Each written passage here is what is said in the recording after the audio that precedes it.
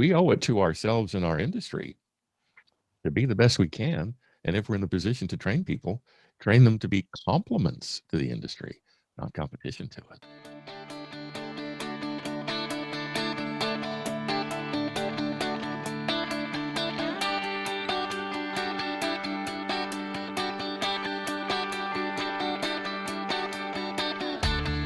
Originating from deep inside the Rocky Mountains, transported through the power of the internet, and arriving inside your tiny earbuds. It's the Appraiser Coach Podcast, helping appraisers increase their efficiency, quality, and make more money. Here's the guy who makes it his life's mission to create value for real estate appraisers nationwide. Your host and the Appraiser Coach, Dustin Harris. Welcome to the program, everybody. Dustin Harris, once again, hanging out with you in the podcast chair. I want to pause and remind you that we're sponsored by three great companies, A La Mode being one. A La Mode, thank you for your sponsorship and for your support of appraisers over the years. For 30 plus years, they have been the go-to for form filling software. Check them out. Go to alamode.com or 800-ALA-MODE. You, of course, want to save time with DataMaster. DataMaster saving appraisers on every report that you do. And it's a one-stop, one-drop fee, folks, for every month, unlimited use. Check them out. Go to datamasterusa.com, datamasterusa.com. And finally, we're sponsored by OREP Insurance, the E&O that I have been using for a couple of years now. They have my back, folks. They have benefits galore. If you're with any other E&O company, check them out by going to orep.org. Again, it's orep.org. Well, folks, I want to welcome back to the program good friend of mine, USPAP instructor, MAI, not missing in action, but a wonderful individual, a great appraiser, Mr. Timothy Andersen. Welcome back to the program, my friend. Dustin, thank you. How are you? Oh, wonderful, my friend. It's in the middle of the winter in Idaho. I couldn't be better. Oh, it's in the middle of winter here in Florida, too. What a coincidence. What a coincidence. Yeah. Welcome back to the program. Just to set this up, listeners, if you're new to the program, Timothy Andersen joins us quite often. He is the appraiser's advocate, and he is, quote unquote, retired from active appraising, but he helps appraisers in many, many different aspects. He's got products out there, coaching.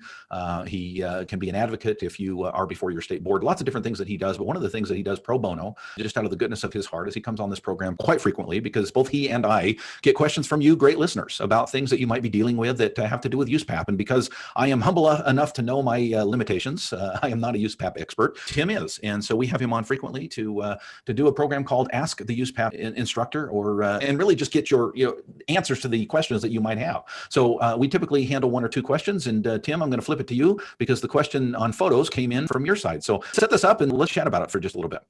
Dustin, thank you. Okay, long story short, the question came in on photos. When are they applicable? When are they not applicable? What are their strengths? What are their weaknesses? Does the appraiser have to take them? So on and so forth. So let's start with the basic question. There have to be photos in an appraisal report, and the answer, according to USPAP, is no. Are we talking comp photos or subject photos or both?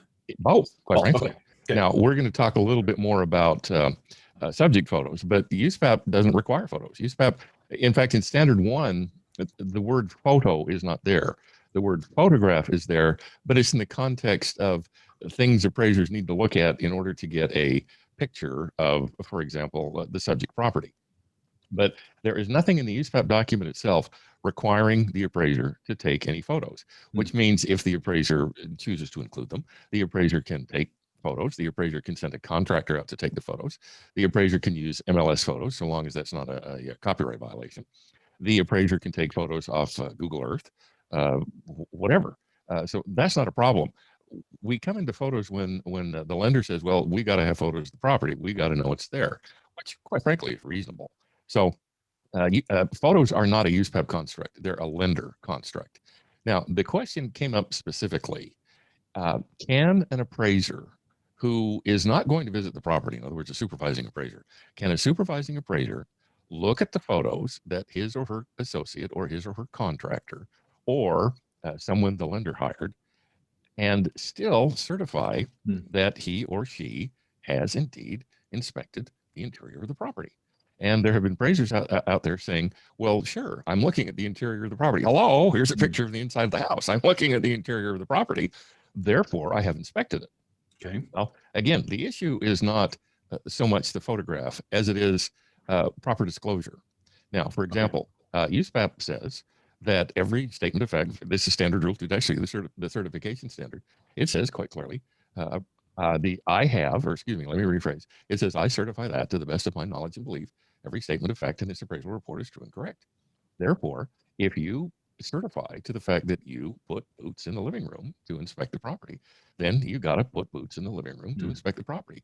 And while there is nothing in and of it wrong in and of itself with looking at photos, interior photographs of the property, if you certify you put boots in the living room, then by George, you better put boots in the living room. It's really clear. Then later on in AO2, basically it says that looking at photographs exclusively, not doing anything else, just looking at photographs exclusively, does not meet the spirit of USPAP when it talks about inspecting the interior of the property. Now, USPAP doesn't require you to inspect the property at all, but if you're going to or not going to, you have to disclose it.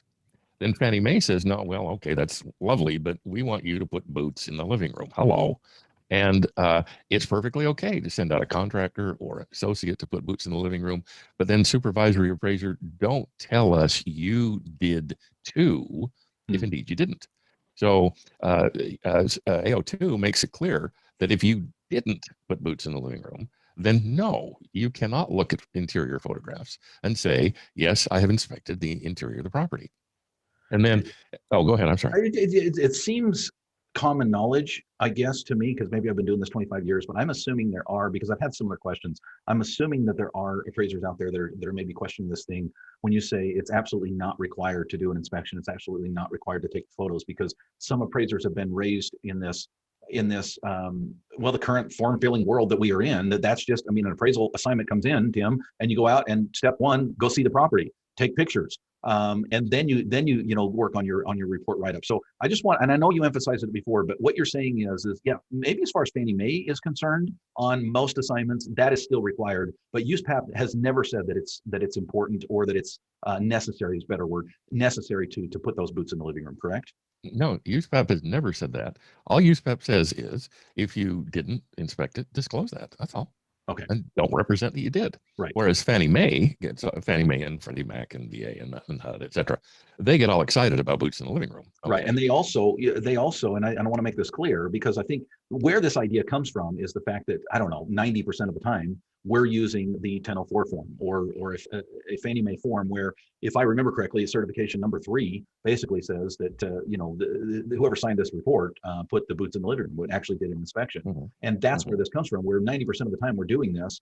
For people like me who does, for example, private work, I might do a divorce an appraisal or an estate appraisal where the scope of work doesn't require boots in the living room. And as long as I fully disclose and indicate where that information came from, and that I find that information is credible, that's really the distinction, right, Tim? Yeah. One of my favorite stories is an appraiser who got an assignment from a lender, although it was not for refinance, it was foreclosure. And the lender said, now don't go in the house. And the appraiser said, oh, okay, why? Because they'll kill you. Yeah. So he didn't go in the house. And that was part of the scope of work. But the point is, USPAP doesn't require the appraiser to put boots in the living room. The GSEs do, and that's an assignment condition. So when the GSEs say, okay, Dustin, you will put boots in the living room, or somebody under your direct supervision will put boots in the living room, then you or that somebody will put boots in the living room. Now, if you don't, which is your choice, if you're comfortable with what the contractor, the other appraiser is doing, fine. All you do on the 1004 form is indicate that you didn't put boots in the living room and somebody else took the pictures. That's completely acceptable. The problem comes, Dustin, when you don't put boots in the living room, yet you say you put boots in the living room. That's fraud. That, among other things, let's just call it, that's a no-no. That's a no-no. Okay, we'll call it. Yeah, that's a no-no, because you're misrepresenting what it is you did to arrive at a value opinion. And if you're willing to, dare I say it, lie in one part of the report, in which other parts of the report are you willing to lie? Yeah. So state appraisal boards get rather exercised when the appraiser says, well, I did A, when in reality, the appraiser didn't do A. Yeah. Yeah. And this gets further muddied when you say, this is required by the GSEs. This last year, of course, 2020, we saw all kinds of new things, specifically from the GSEs, where we were using 1004 forms where we didn't put boots in the living room.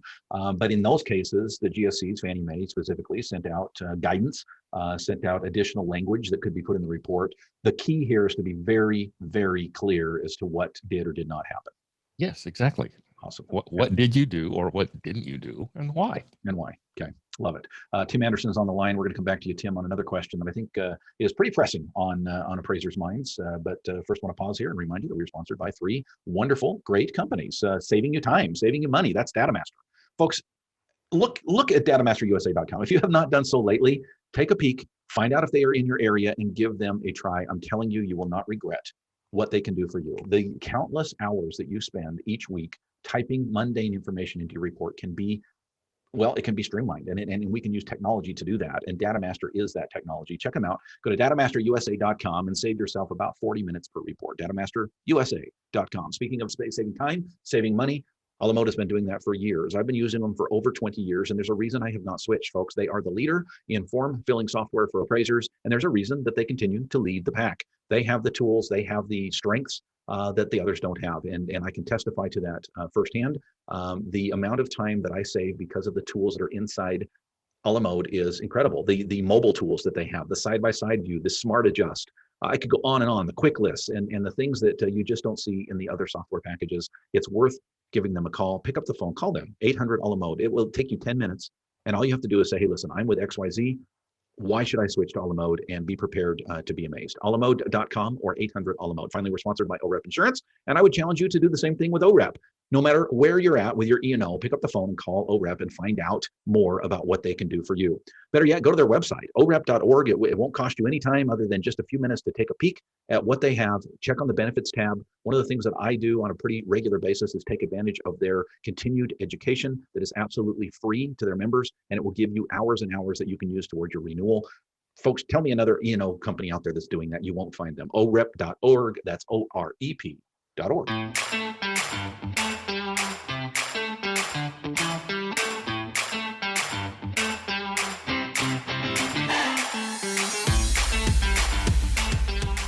And welcome back to the program, everybody. Dustin Harris hanging out with my good friend Tim Andersen. Tim, before we jump into the next question, I alluded to this at the first of the program, but boy, you do a whole lot. For a guy that's retired, you're sure busy. Yeah, I tend to get down here in the studio about 4:30 in the morning. Dustin, yeah, it's I was an appraiser for 30 plus years, and commercial appraiser as an MAI, and enjoyed most of it, but you decided that there were other lakes to go fishing in. Mm-hmm. So I stopped doing that, and through a total fluke, I got involved in helping appraisers who found themselves on the wrong side of a letter from their state appraisal board, and ran with it. And it's something I thoroughly enjoy. I thoroughly enjoy working with my fellow appraisers, and I'll let everybody in on a secret. I didn't think of the appraiser's advocate. You did, so I guess I stole that from you. But I advocate for appraisers by saying, okay, look, I'll help you, I'll train you, I'll mentor you, not as somebody who's going to sign your reports, but somebody who's going to read your reports and critique them. I'll answer your questions. I'll do whatever it is I can to help you out so that you spend more time appraising and less time worrying about your appraisals. So that's where I am now. And the fact that I find this, well, I'll be honest, I find this so much fun, is makes retirement kind of nice. Yeah. And I'm enjoying working with my fellow appraisers immensely. And I'm really looking forward to the rest of 2021 in the sense that we're probably going to be able to go back to some meetings where we can actually sit down with our fellow appraisers and rather than just stare at them on the Zoom screen, and fellowship and learn from each other. So I'm looking forward to the upcoming meetings we're having this year. Love it, my friend. I appreciate all you do for appraisers. I get a call at least weekly from one of my listeners that the first thing I say is, well, step number 1, call Tim, and then you can move on to step number 2. So thank you for your help out there. It's well worth the investment, folks. If you find yourself, maybe you're not on the opposite side of that letter from the board. Maybe you just want to prepare your reports better so that you can do some preventative medicine. Tim does that as well. So thank you, Tim. I appreciate all you do for appraisers. It's the appraisersadvocate.com or Tim at the appraisersadvocate.com. Is that correct? Yes, sir. Perfect. Okay. All right. I want to dive into this. I would say it's a change, a new option for new appraisers. Was, I think, last fall, I want to say October, that the Appraiser Qualification Board basically came out with some new pathways, if you will, or a new pathway to getting licensing. And I think it's called the Practical Applications of Real Estate Appraisal, sometimes pared down to PAREA. I've heard some appraisers refer to it as a pariah. But Tim, talk to us about this new pathway for individuals who want to become appraisers. Well, a lot of appraisers, especially younger appraisers, had made it quite clear to appraisal authorities that getting a mentor, which is of course necessary to becoming state certified, to get the practical training in real estate appraisal was next to impossible. I mean, first of all, the IRS comes in and says, okay, no, you can't have them as independent contractors. They got to be W-2 employees, and which means a lot of, outgo and relatively little income from them. And then a lot of supervisors were using trainees not to train, but basically underpaid labor. And there were a lot of appraisers out there who were working really hard, frankly, but their mentors, their supervisors were not training them. So what I'm trying to say nicely is that there were some really bad supervisors training people how to be bad appraisers. And the Appraisal Foundation was getting a lot of pressure to do something about it. So basically what they did was they came up with the idea of, okay, we need to provide another route so appraisers get some practical application in real estate appraisal before we turn them loose in the field. And this was the genesis of the idea of PAREA, P-A-R-E-A. And basically what the Appraisal Foundation did last fall was say, okay, we're approving this program, and appraisers are now going to be able, in a classroom type setting, get most, if not all, of the training they need to ascend to state certification, obviously after taking tests, without necessarily having to have a supervisor. And that was much needed in the industry. It was a problem. The old model, the model that we've had since the 1930s, whereas you wanted to become an appraiser, so you took some classes and then you hired yourself out to a supervisor who trained you, well, centuries old and time honored, just basically wasn't working.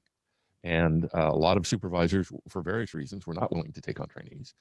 And so as a result, you had people out there who were probably quite adept at becoming an appraiser. They had all the mental chops they needed to become an appraiser, but they couldn't get anybody to train them. So the foundation came up with the PAREA program, and there has been some controversy about the program. Let's talk about that, because I think with any change, there's going to be some difficulty adopting new things. I've heard appraisers, for example, say, well, could you learn to be a firefighter by watching YouTube videos? Come on, is this even practical? And certainly I see where they're coming from, but I also see that, as I've taught before on this microphone, that change sometimes allows opportunity that wasn't there before. So let's talk about some of that controversy, Tim. What's the kickback from appraisers? Well, you mentioned firefighters. My son is a captain in Palm Beach County Fire Rescue. He's the training officer, and part of their training is watching YouTube videos. Yeah. But no, there's a whole lot more than that.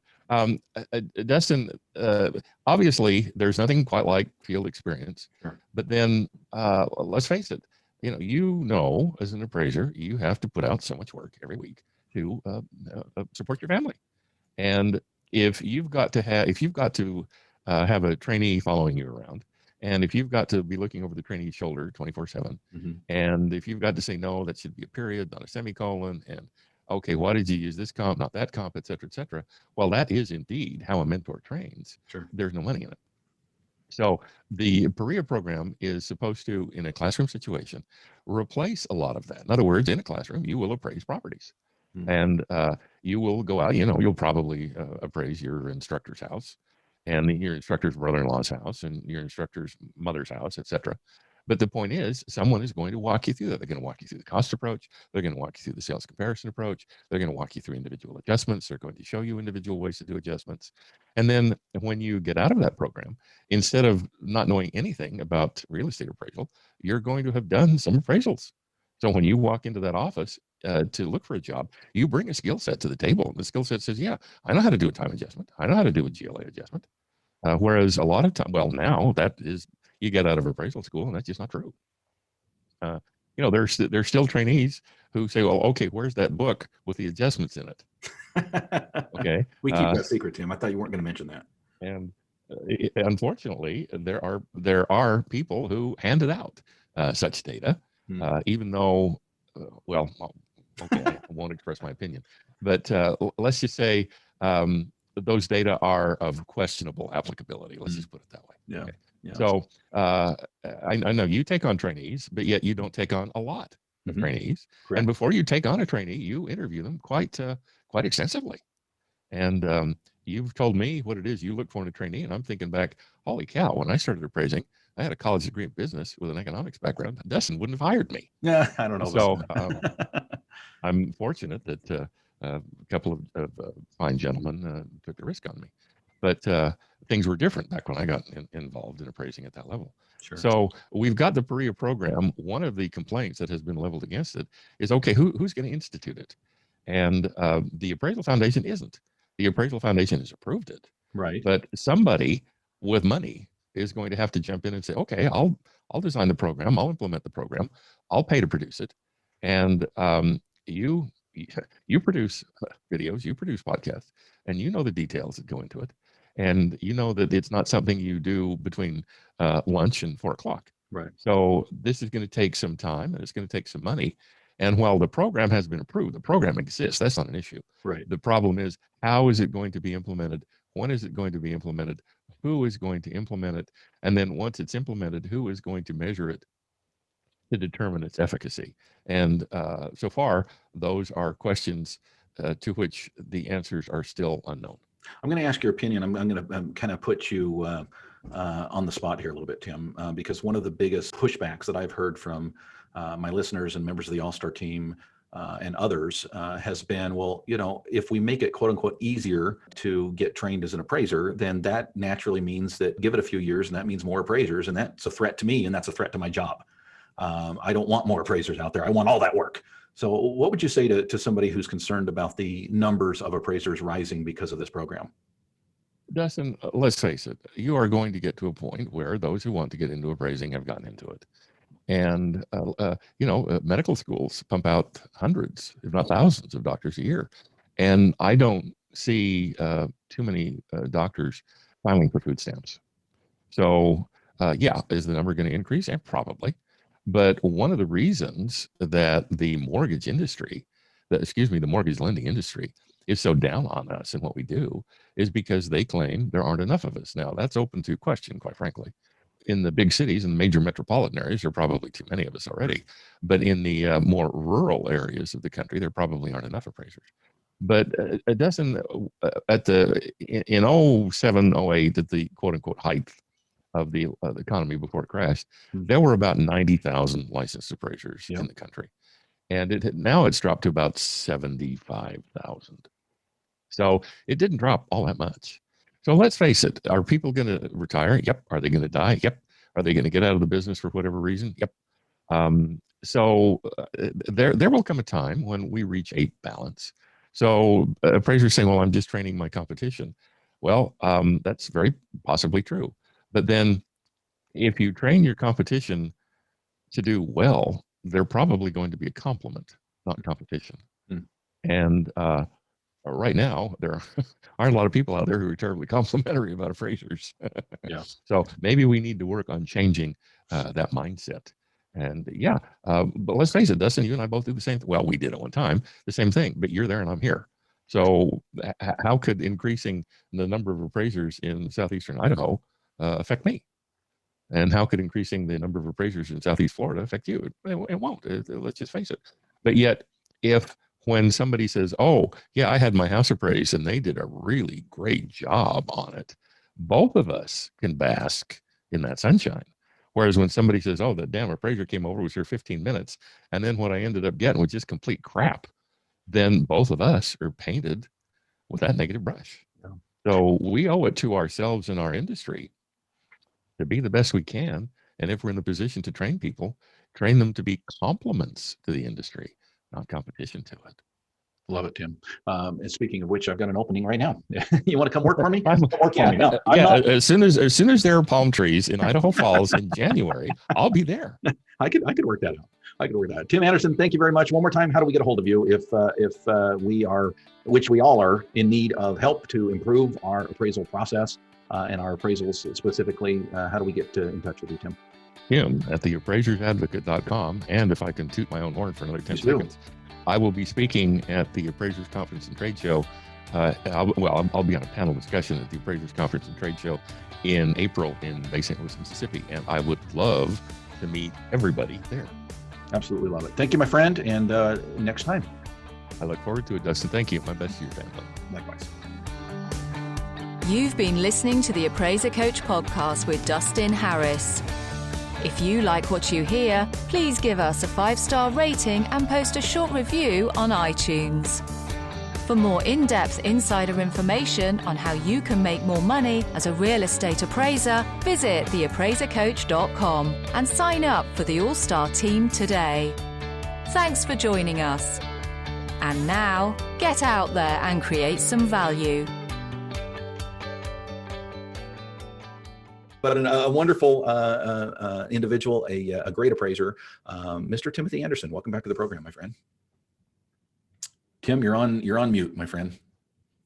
Okay. Here I am. Hello, Dustin. Amazing technological advances here. All I got to do is press a button and unmute the microphone. There we go. So the editor's going to 1,000 years of progress right there. Dustin, hi. Thank you. How are you?